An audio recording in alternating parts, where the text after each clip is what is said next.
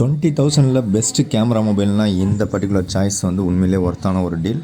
So இந்த honour 200 அப்படிங்கிற 5G mobile அமேசானில் பார்த்தீங்கன்னா 8GB RAM 256GB variant just உங்களுக்கு 24,000 இருக்குது. அதில் உங்களுக்கு கூப்பன் ஆஃபர் ஒரு 2,000 இருக்குது. And card offer SBI credit card use பண்ணிங்கன்னா 2,000 டிஸ்கவுண்ட்டும் இருக்குது.